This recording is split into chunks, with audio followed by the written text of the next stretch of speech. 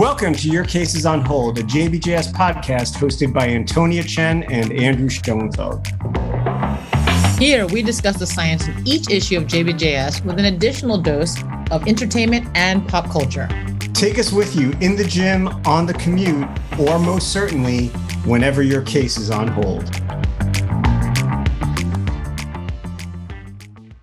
Welcome to the 5th episode of Your Cases on Hold. I'm Antonia and I'm Deputy Editor of Adult Reconstruction. And my co-host is? I'm not Andrew Schoenfeld. I'm just your typical research head working at JBJS for the employee discount. And that's how we love what we're doing. Just want to tell you a few things as a reminder. 1, these opinions do not reflect JBJS. 2, this is nicely sponsored by the Miller Review course. And 3, when you have some extra time on your hands, delve in deep into the International Consensus Meeting on Venous Thromboembolism. You will get a handful of phenomenal information on all different subspecialties related to orthopedics, led by Javad Parvizi, that offers great information. So get your hands on this issue and dive in deep into the world of VTE. Without further ado. So don't forget to subscribe. Hit the like button for us, give us a 5-star rating, and make sure that you're getting all exactly, just like that. And that you are getting all of the newest updates when we drop our podcast. You want the latest and greatest? You've arrived. And without further ado, we're going to go into the latest and greatest of this last issue of JBJS, starting with headlines from Dr. Schoenfeld. Dr. Mohanty wrote about the impact of social determinants of health on the 30 and 90-day readmission rates after spine surgery. Take it away. This is the March issue. This is March Madness. Hopefully everyone is getting ready to do their brackets and start watching some NCAA basketball. This is from the Fighting Quakers of the University of Pennsylvania. All this work was done at University of Pennsylvania Hospital. Really important work regarding the intersection and interplay between social determinants of health and outcomes for racial and ethnic minorities. It is single-center data. So it is just from the University of Pennsylvania. They did find 30 and they're studying 30 and 90-day readmission rates, and they did find that there's a significant effect on readmission among patients based on race with estimated incomes in their lowest bracket, which is $31,650 as the average income in the community. So a very interesting study exploring social determinants of health and the intersection with readmission outcomes. This is a number of works in a series of work looking at the pernicious effects of social determinants of health, really important for disparities work. Look at this paper, look at the references, educate and go deeper into the details. I really encourage you to do it. Works on the pernicious and nefarious impacts of healthcare segregation, which is something that cannot really be studied in this context because they are just focused on the single hospital. But it's a great starting point. Very, very exactly. Very, very good that the journal is covering it. And there's also a commentary. If you don't buy what I'm saying, check out what others are thinking. And start from here, but then definitely I encourage you to dig deeper. I agree. It's a good study. I think it's really interesting. And we have to tackle these. We have to understand that it's, a lot of times we just say readmission is, patients or education, understanding, but there are modifiable risk factors we can work with. I mean, things they talk about like diabetes, things like that we can actually address. And I think education is actually key. We talk about that, but it actually can be really useful. So to see something like that snowball into a bigger effect, like readmissions, is pretty cool. Indeed. All right, I'm going to go to another headline one, talking about social aspects, but this time of orthopedic surgeons, not of the patients. So I'm looking at Dr. Danielle Pazio's article on discrepancies in work-family integration between female and male orthopedic surgeons. And this was actually presented at the American Association of Hip and Knee Surgeons, and it was incredibly well received. And this is a survey study, and it had almost 200 surgeons, both male and female. answering the survey, which is pretty good given that approximately 7% of females are orthopedic surgeons. And it's a topic that's becoming of greater interest. And I'm glad that we're actually delving into this and exploring this in depth. So it basically looked at female and male surgeons, looking at their age, a bunch of different factors such as demographics, years in practice, and they didn't touch on geography, which I think would have been nice, or race to add as other demographic factors.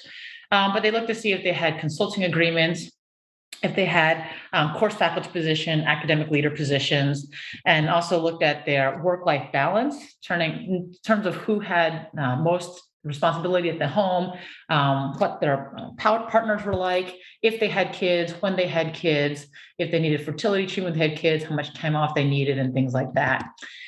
And again, I think it is a topic that's worth addressing. Unfortunately, with all surveys, there's always a potential survey bias. Now, they got 200 on each group, which is good. A lot of times surveys would be a lot of males when it comes to orthopedic surgeons and very few females, but they got a pretty evenly distributed group, probably because they went through the Women in Orthopedics Facebook group, which is a good group to go through, but it really would be ideal to administer this survey through a bigger organization such as AAOS or ABOS, and because there's always potential bias when it comes to this. The other hard part too is that you can see that those who answered are clustered younger for female and older for male. So some of the findings of the study may not be only specifically due to gender, right? So more years in practice normally means you potentially have a higher likelihood of getting consulting arrangements, of getting course faculty positions and academic leadership titles, not necessarily, but potentially. So it's hard to tell that. Income disparities can also be that with regards to years in practice.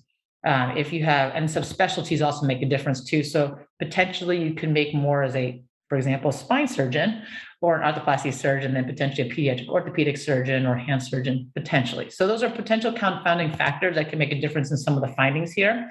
But what I found was interesting is really one area that was delved into that hasn't been looked at in most studies, again, is kind of that work-life balance or household responsibilities. So female surgeons had more household responsibilities, even though they were more likely to be breadwinners in their family. And on the flip side, male surgeons often had a spouse or significant other that was the primary caregiver, where females were more likely to have a full-time working spouse. So even though women were working full-time, they actually still had more household responsibilities. So it's useful information going forward. It's one of those things where you also saw women who needed more fertility treatment, and they've seen this in medicine, not just in orthopedic surgeons, but in medicine in general. Women have a higher likelihood of miscarrying when it comes to being in the field, and also needing fertility treatments to become pregnant. So how are the ways we can mitigate this going forward? This is nice information to arm ourselves and say, okay, ideal childbearing age, ideal childbearing age is under 35. Advanced maternal age is over 35. Well, if you're focusing your whole time on training and not having kids during training, as this study showed, most males had their kids while in training, while most females waited to after training. What if we encourage females to have kids during training? There's enough support, there's residents to cover, and it's an ideal time potentially. So we could actually encourage that to help, and then hopefully prevent fertility treatments, and then reduce the likelihood of miscarriages and make it less of a stigma to do so, and provide systematic supports for both males and females, both trainees and attendings, in order to be able to support their work-life balance. So again, being a part-time surgeon is a hard thing to do, but it did show that there were part-time surgeons in this study. So how do we support that if need be, or at least give the time that we need to be able to bear children and take the next generation going forward, so we can have more orthopods out there? Yes, I think that is definitely some of the most important highlights of this paper. And it's incredibly important. What are we going to do with this? So the first thing is the recognition, and that we're talking about it, and that hopefully we're on the cusp of a sea change.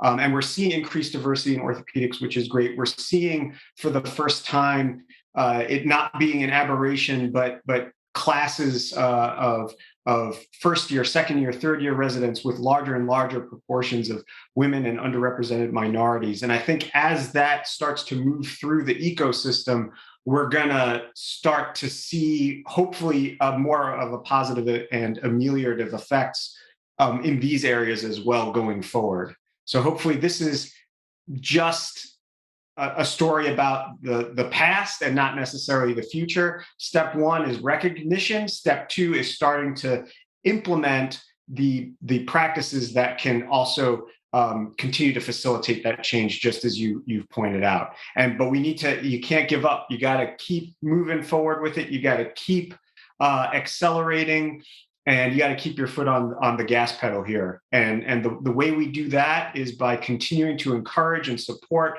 mentorship, sponsorship. All of those things that you talk about in other areas are incredibly vital, essential in this area. And we're trying.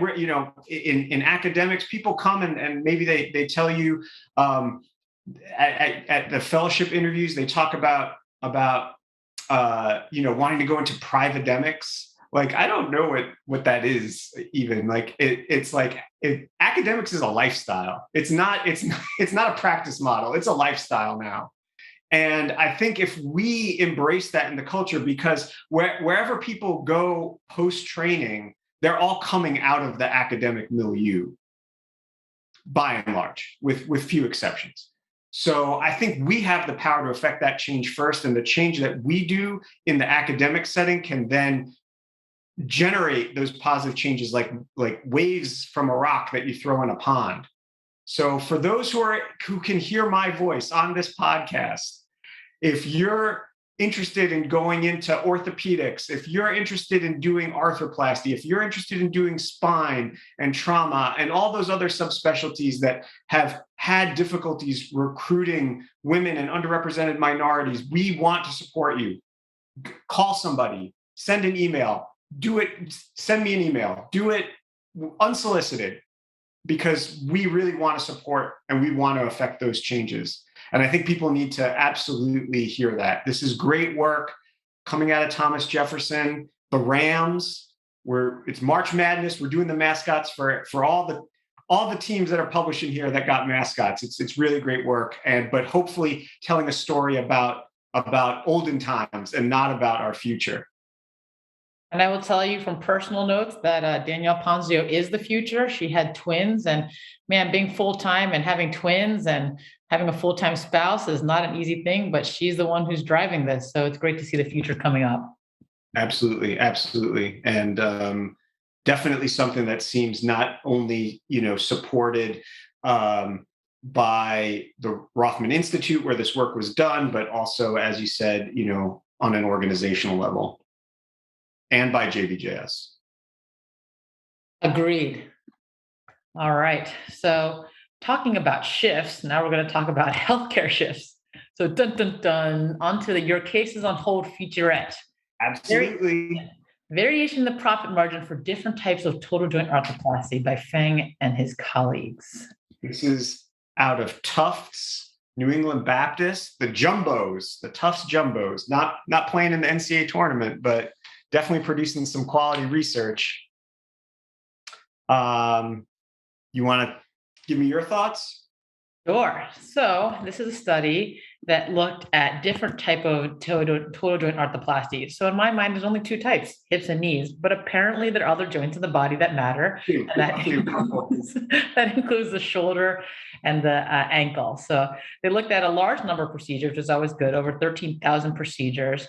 Majority were obviously total hips and total knees, just because those were the highest volume procedures. And a pretty good number of total ankles, but only 84, which is, again, commensurate with the national database of total ankles, but it's not a ton of them.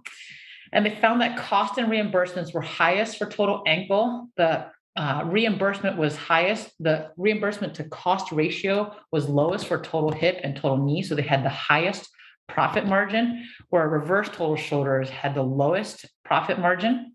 So profit margins were higher if a patient had private insurance, patients were younger, and the implant costs were lower, which is probably not an incredibly surprising finding. So the one thing I will say with this is that, and the authors did comment this themselves, is the information generalizable, right? This is looking at a single center. It's really nice because it's comprised of 36 orthopedic surgeons, so it's a large number of surgeons who are doing these procedures. But these large institutions tend to have ability to negotiate better. And that's what I think a lot of this comes down for hip and knee replacements is implant costs go down because as your volume goes up, you normally have more negotiating power to negotiate the implants down. If you're only doing 1 or 2 hips or knees a year, or you're at the VA, for example, you pay full cost for the implants. But if you're able to do a high volume, you can get a discount. So that helps when it comes to total hip and total knee patients.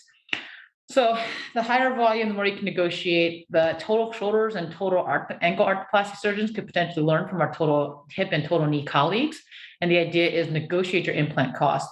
One thing with the bundled payments that came with total hip and total knee is that people were realizing that if we reduced our post-surgical costs, such as discharge to rehab, things like that, you can actually decrease your costs, and lower length of stay of the hospital obviously makes a difference too. So that's one area that's actually modifiable. If you reduce the hospital length of stay, that can be helpful. And don't send them to rehab. So it's an interesting study just to show a comparative between different arthroplasties. I don't think this changes management in any way, shape, or form entirely, but we can learn from each other's practices and how we can make it more efficient and more cost effective for our hospital systems and for our patients. So nothing's going on hold here for you? Oh, I feel like you're going to put something on hold.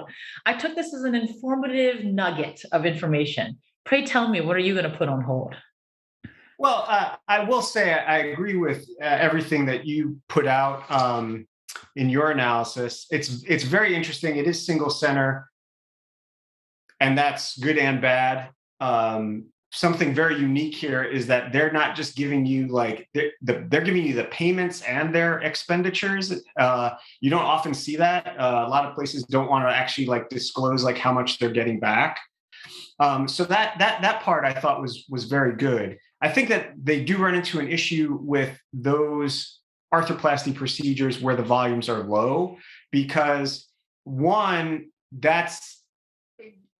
it's a single center and you have these relatively low volumes. So the potential for translation is going to be limited. For hips and knees, there's probably much better translational capacity.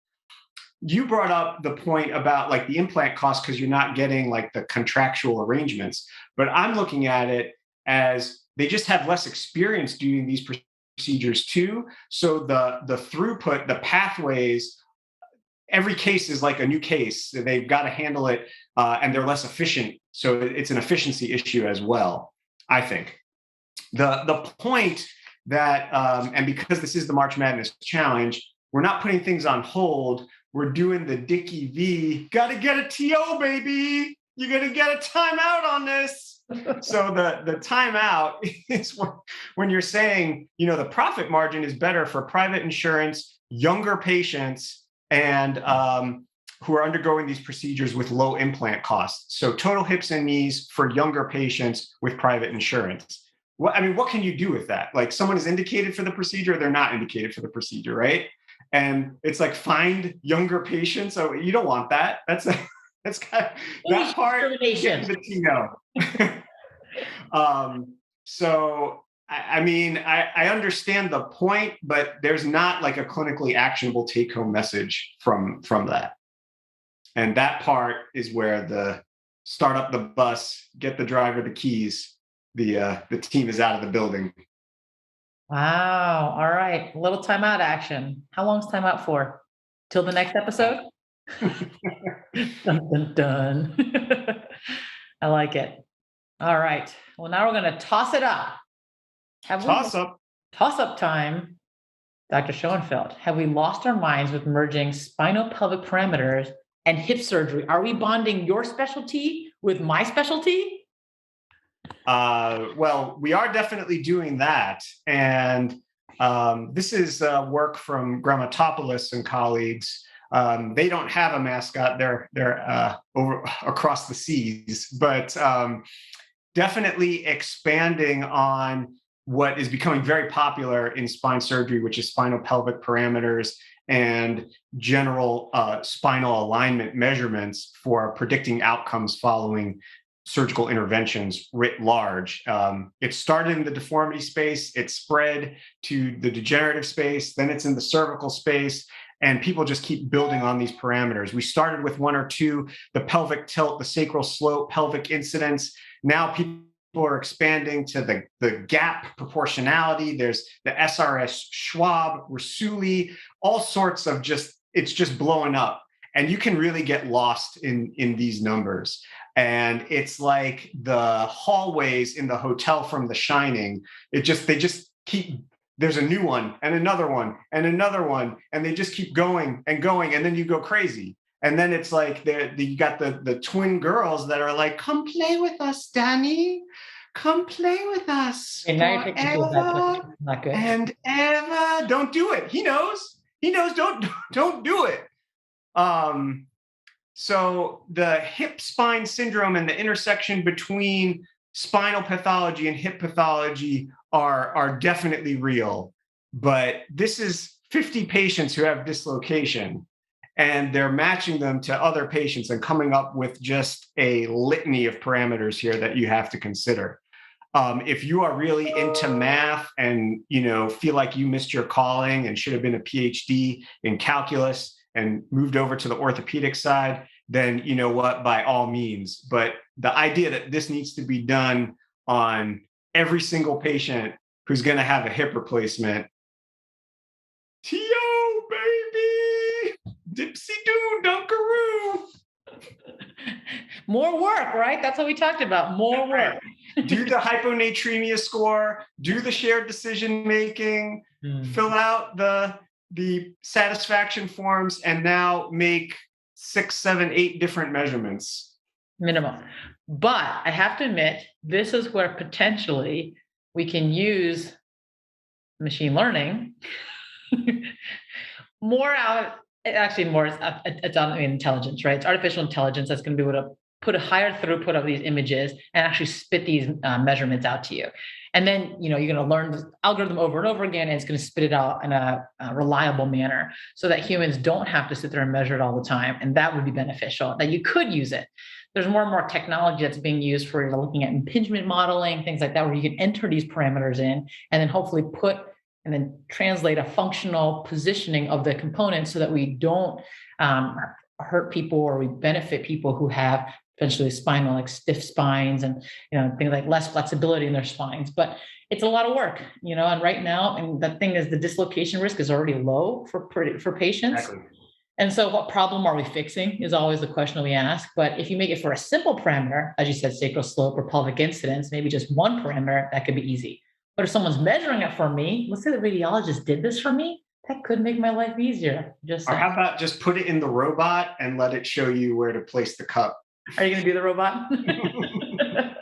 And that's where the cup goes, and that's it, end of story. I mean, that I could see. And yes, I agree that, when you're talking about radiographic measurements, that is one area where artificial intelligence, not really machine learning, but artificial intelligence can have some real leverage. And, no joke, where robotics can make things more precise in the operating room. How practical or feasible that is, or the economies of scale to expand that across the country. I'm not. That's what's on hold. We don't know yet. Exactly. All right. So we're talking now about, and there's an infographic for this as well. So check that out. Now we're talking about the aseptic patellar complications after cemented all polypatellar resurfacing. Can we get any more granular?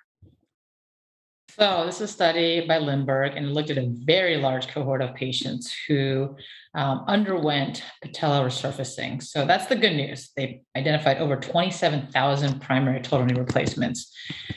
The downside about it, and what I do put on hold, is that they included patients from 1977 to 2015. And that is a long time. A lot of things have changed. Implant designs have changed. The poly has changed, all sorts of things. And they did kind of allude to this because they analyzed patients before 2000 and before, and 2000 and on. I would have probably just selected the latter group because that's probably a lot more reproducible, more relevant to what we are doing today. So the first half, that's on hold. Again, this is not age discrimination. It's just older data, older implants, different systems, everything like that. So that's number one. It is good, though, to look at all these patients. They did specifically say it's like all polyethylene patellar components. Most patellar components are all polyethylene. There's very few metal backed being used, so they didn't include those in the study. So that's a relevant and also a very useful thing. They did do minimum 2-year follow-up, which is important for these implant studies. And again, the whole part here is that we want to have as much data as possible. Now, because it's such a large cohort of patients, they don't have radiographic data, for example. So I really wish there was some radiographic data in terms of how bad was the patellofemoral arthritis initially, Or They probably don't have digitized radiographs from 1977. Putting them up on the light board, looking up there. For those residents listening on here, you probably don't know what a light board is anymore, unfortunately, but we actually used those back in the day. And some of the rooms historically still have them, and they actually work. I actually had a patient come into the clinic with her MRI from like the 1990s, and it was of her back, and she put it up, and slide after slide after slide. So we're a little spoiled with digital radiographs, but it would be nice to have those radiographs. And we was going to know, for example, postoperatively, what if the patella was placed in tilt to start off with?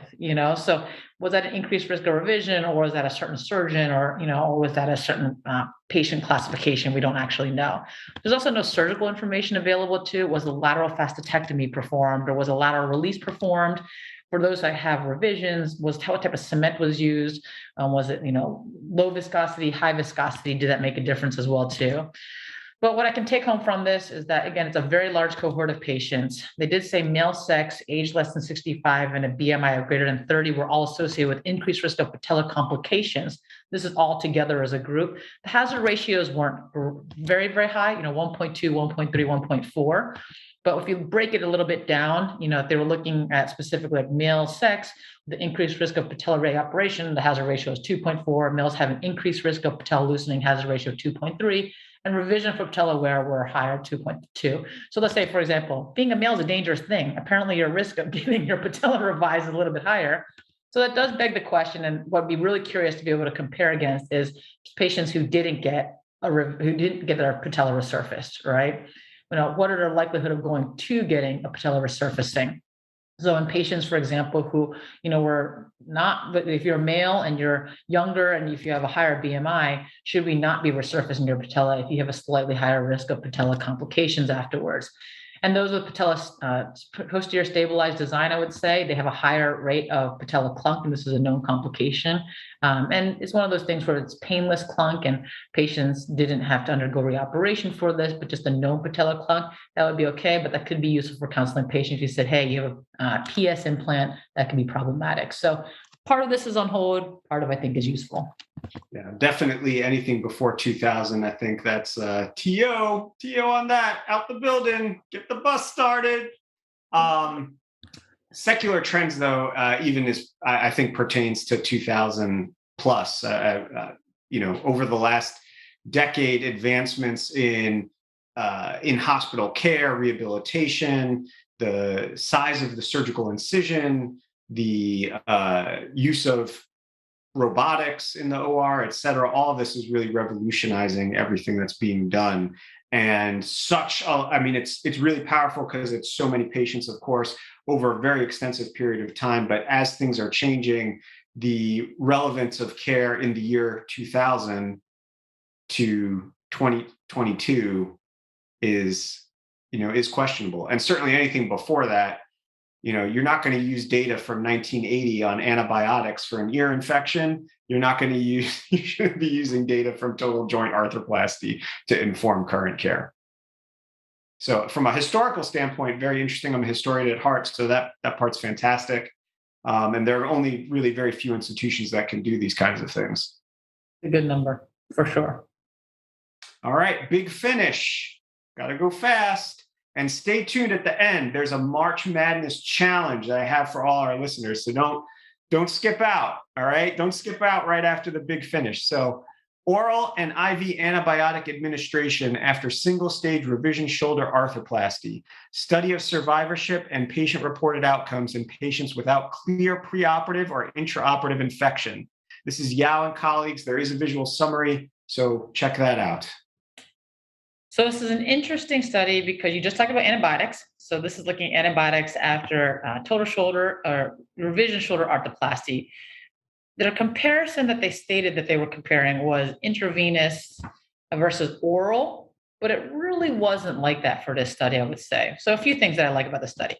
I like the study because it had 2-year follow-up. You only need to really report on 1-year follow-up when it comes to infection, at least to start, but 2 years is good. They should report the range of follow-up for this. They looked at patients who underwent revision. And I guess the big area that you'd want to look at is the 4 different groups that they divided patients into. So under antibiotic protocols, they had 4 groups. They had red positive, which are patients who were started on IV antibiotics due to a high suspicion for infection. and the intraoperative cultures were positive, hence the red positive, and they got 6 weeks of antibiotics with oral antibiotics. Red negative were patients who had high suspicion for infection, but then had culture negative. So they had IV antibiotics discontinued on post-op day 21.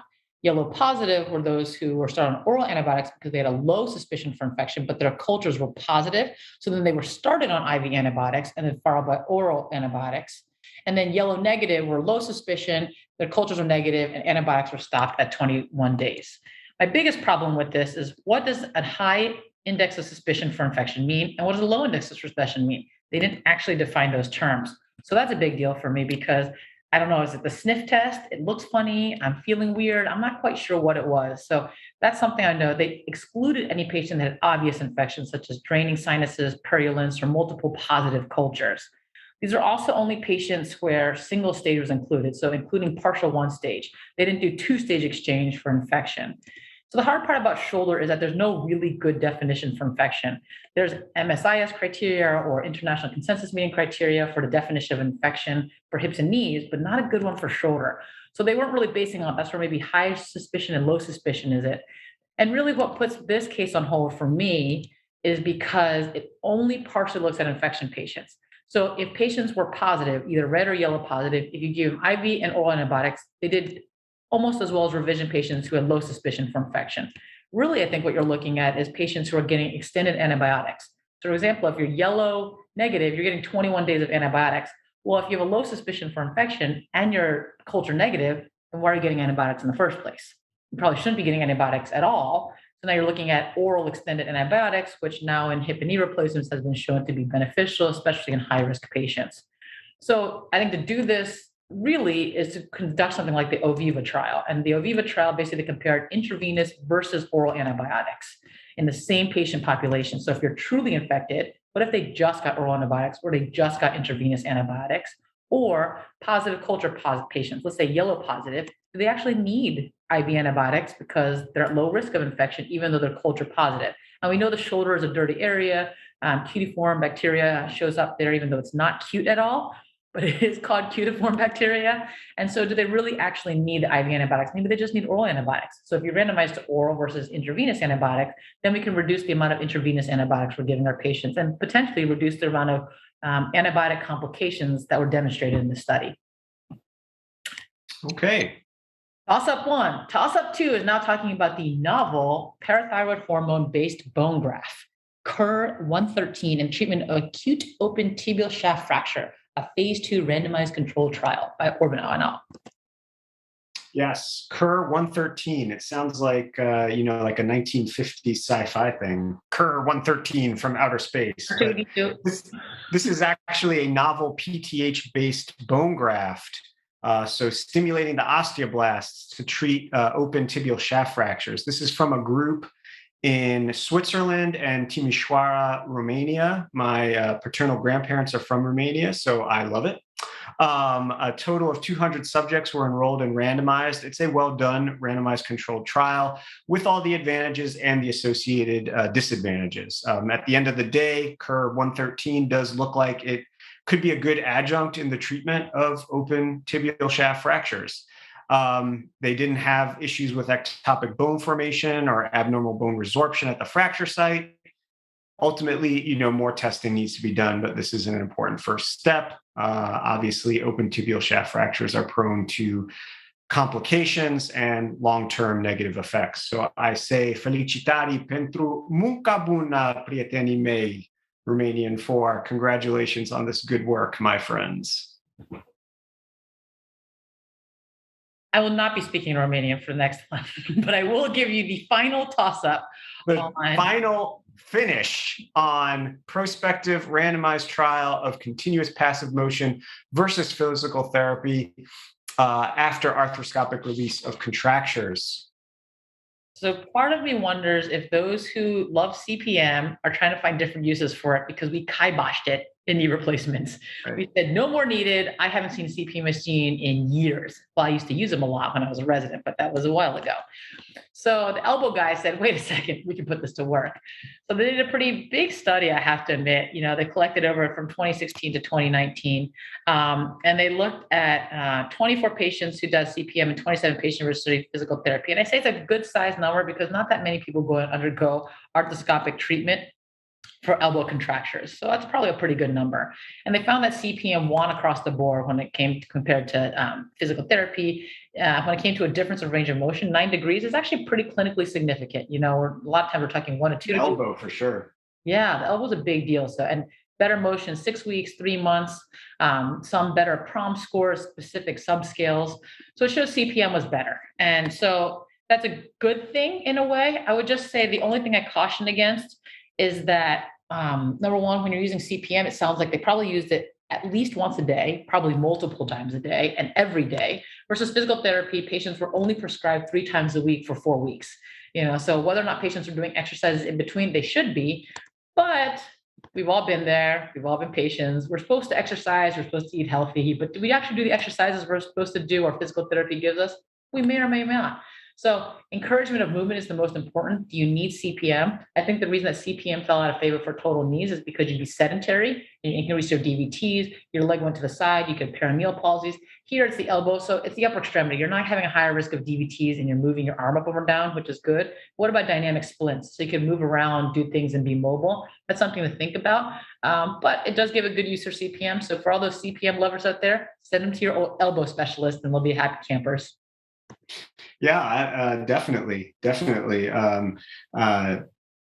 It's, good work, high quality research, and this CPM making a comeback. It's not done. The CPM was on hold for the total knees, but it's found a new frontier. Well, it's like the underdogs in March Madness when they come on from behind and they're ranked dead last and they come in to win it. Just saying. There you go. And a great segue into the March Madness Challenge. So for those who are listening to us and filling out your brackets, put those down for a second. And I want you guys to listen to the March Madness Challenge. So this is what it is. I need you to name for me 7 Division I basketball teams where their mascot name does not end in S, but they also have to have a medical school because obviously we're medical. Okay, so like back here, the Michigan Wolverines, Wisconsin Badgers, no, they don't count. They got medical schools, but they have S's at the end of the name. And Alabama Crimson Tide, now they would count. Or Notre Dame Fighting Irish, they would count, but they don't have medical schools, so they're out too. So you got to get the basketball team from NCAA Division I, no S, and they have a medical school. Give me 7. There's more than 7, but there's not much more than 7. Right? And we'll give the answers at the next. Your Case is on Hold podcast. So stay tuned for that. Come on back to the next one. We'll see you in 2 weeks when a new one drops.